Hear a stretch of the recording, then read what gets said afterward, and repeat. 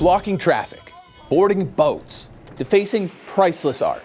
Around the world, we're seeing these tactics used to send a message. Climate activists say not enough is being done to stop environmental abuses they believe could be detrimental to our planet.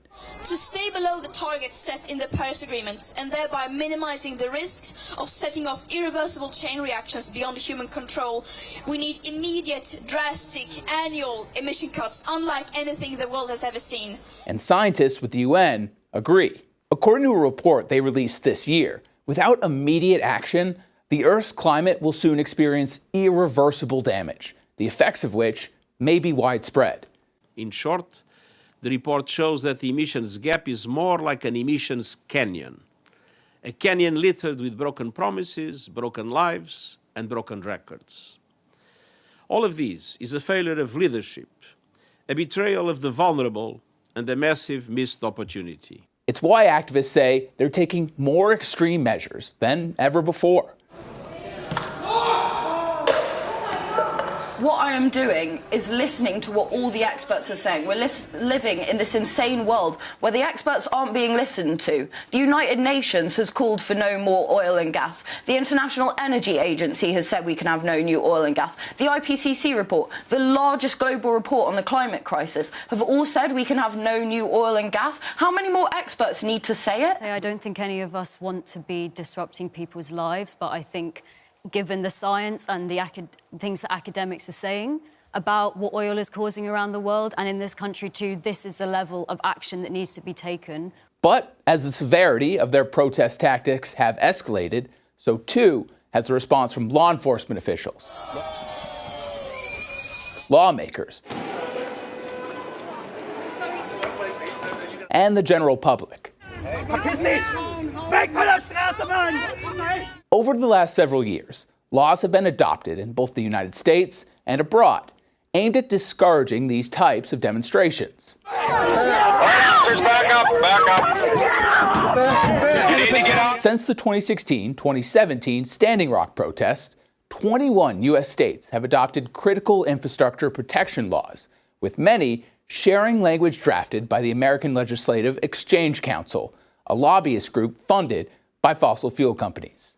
Meanwhile, members of the UK's Parliament passed legislation last year that gave police new powers to combat protests and activism, while also increasing the potential punishments faced for engaging in these types of demonstrations. Elsewhere, Australia has come under scrutiny from Human Rights Watch, which has accused the country of disproportionately punishing climate protesters in violation of their basic rights to peaceful protest. Even in the middle of the ocean, demonstrators are being taken to court. When activists from Greenpeace boarded and occupied a deep-sea mining vessel in the Pacific, they were threatened with fines of up to nearly $11 million.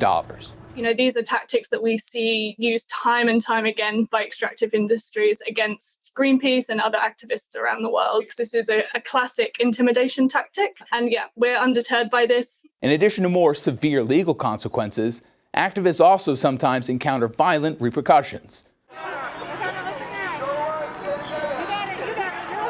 Back in November, environmentalists demonstrating against the construction of a new law enforcement training compound in Atlanta were met with tear gas and flashbang grenades from police.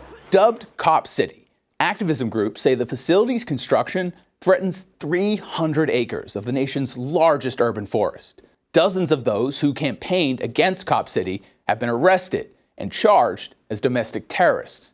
Earlier this year, one environmentalist was shot and killed by police, who say the individual in question was armed and had fired on responding officers. The incident, however, marked the first time in modern U.S. history that climate activism resulted in a fatal officer-involved shooting.